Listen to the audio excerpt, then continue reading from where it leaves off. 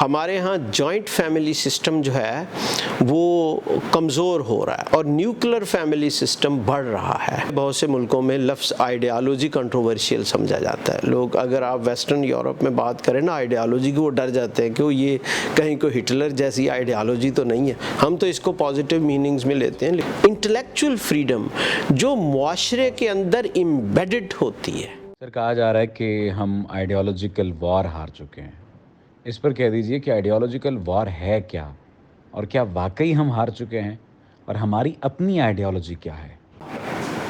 کہ یہ جو ہے نا لفظ آئیڈیالوجیکل وار، اس پہ تھوڑا سا میں کم از کم میں اس لفظ کو عمومی طور پہ یوز نہیں کرتا، ٹھیک ہے، کیونکہ ہمارا ایک ٹرینڈ ہے کہ ہم ہر چیز کو وار اور جہاد میں تبدیل کر دیتے ہیں. ٹھیک ہے نا جی. کہ مثال کے طور پہ چند دن پہلے ایک صاحب کہنے لگے جی ڈینگی مچھر کے خلاف جہاد. اور میں کہا یار مچھر تو جہاد کے خلاف بھی بغیر بھی مارے جا سکتے ہیں. ٹھیک ہے نا جی.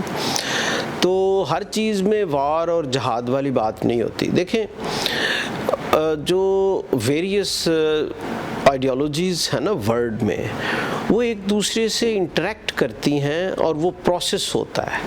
یہ ایک کنٹینیوس پروسیس ہے. اس پروسیس میں کبھی کوئی آئیڈیالوجی ڈومینیٹ کر جاتی ہے، کبھی کوئی دوسری آئیڈیالوجی ڈومینیٹ کر جاتی ہے. تو یہ اس طرح کی آل آؤٹ وار ٹائپ چیز نہیں ہوتی. یہ چیز ایکچولی یہ ہوتا ہے کہ کس کا بیانیہ زیادہ مضبوط ہے تو دوسرا کلچر اس کے بیانیے کو جزوی طور پہ ایکسیپٹ کر لیتا ہے. ٹھیک ہے نا جی. اور شاید اس کی ضرورت بھی ہوتی ہے. جیسے میں آپ کو ایک مثال دوں، ہمارے ہاں جوائنٹ فیملی سسٹم جو ہے وہ کمزور ہو رہا ہے اور نیوکلر فیملی سسٹم بڑھ رہا ہے. تو اس کو میں اس طرح نہیں لوں گا کہ مغرب کی آئیڈیالوجی نے ہمارے جوائنٹ فیملی سسٹم کو تباہ کر کے رکھ دیا. اس کو میں اس طرح لوں گا کہ جو ہماری اکانومی کی ساخت تبدیل ہو رہی ہے اس سے شاید اس طرح کا جوائنٹ فیملی سسٹم پاسبل نہیں ہے. دیکھیں نا پہلے ایگریکلچر تھا، ایک ہی جگہ زمین ہوتی تھی، 4 بھائی ہیں، 4 کی جب شادی ہوئی 4 بہویں گھر میں ہیں.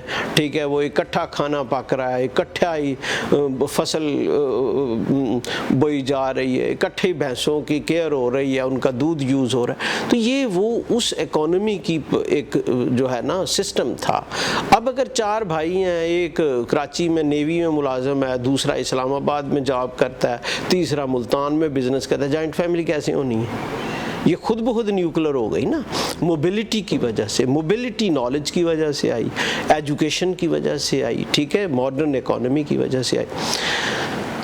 اسی طرح جو ہماری آئیڈیالوجی ہے، جو اب مجھے پتہ نہیں، ویسے بائی دا وے بہت سے ملکوں میں لفظ آئیڈیالوجی کنٹروورشیل سمجھا جاتا ہے. لوگ اگر آپ ویسٹرن یورپ میں بات کریں نا آئیڈیالوجی کی، وہ ڈر جاتے ہیں کہ وہ یہ کہیں کوئی ہٹلر جیسی آئیڈیالوجی تو نہیں ہے. ہم تو اس کو پازیٹیو میننگز میں لیتے ہیں. لیکن ہوتا کیا ہے؟ ہوتا یہ ہے کہ دیکھیں سوسائٹی میں ایک ڈسکورس ہوتا ہے، ٹھیک ہے، ہر زمانے کا اپنا ایک ٹروتھ ہوتا ہے، اور انڈیویژول جو افراد ہیں وہ ایک کنٹینیوس انٹریکشنل پروسیس کے تحت اس ٹروتھ کو پروسیس کرتے ہیں، اور جو سوسائٹل نیڈ ہے اس کے مطابق ایک حل پیش کرتے ہیں.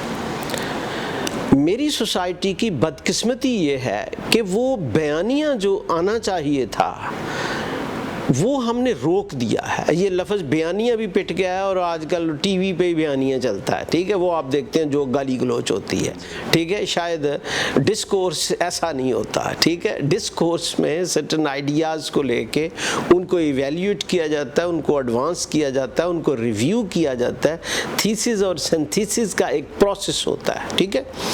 اب میں اگر سوسائٹل لیول پہ آؤں تو لاہور میں پاک ٹی ہاؤس ہوتا تھا.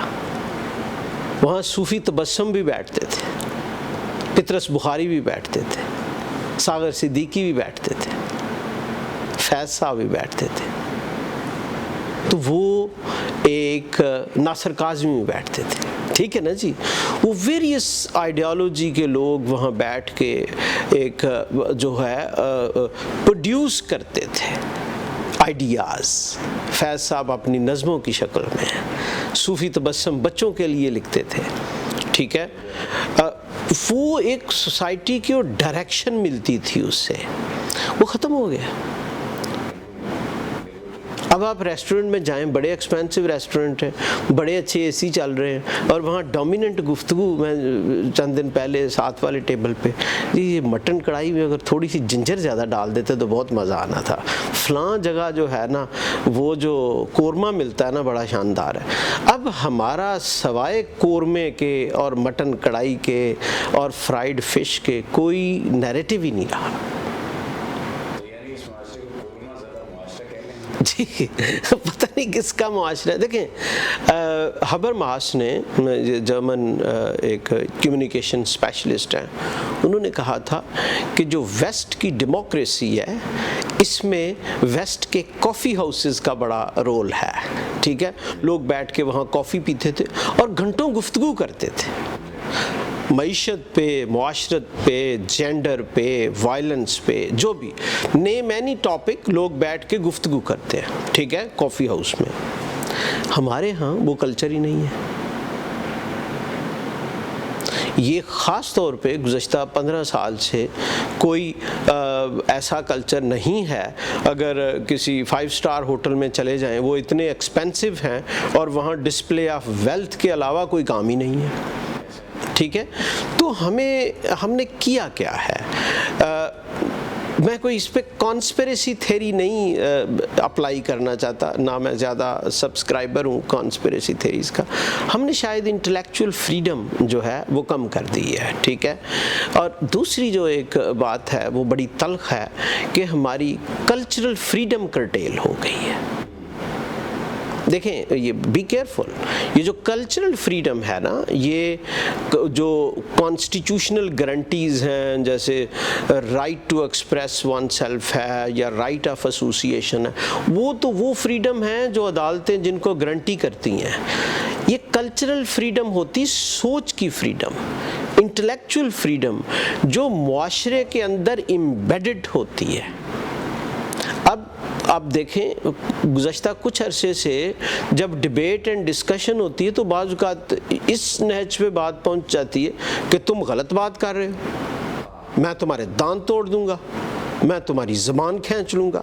اب آپ دیکھیں کہ جب ہماری ڈسکشن میں انسٹنٹلی وائلنس آ جاتی ہے تو پھر اس کا مطلب ہے کہ وہ ڈسکورس ختم ہو جاتا ہے، پھر وہ پروسیس ختم ہو جاتا ہے۔ دیکھیں یہاں کوئی رائٹ اور رانگ نہیں ہے، یہاں کوئی جنگ نہیں ہے کہ ایک شخص نے علم لے کے فتح کر دینا ہے اور بات ختم ہو جانی ہے، کون جیتا کون ہارا، یہ باتیں نہیں ہوتی۔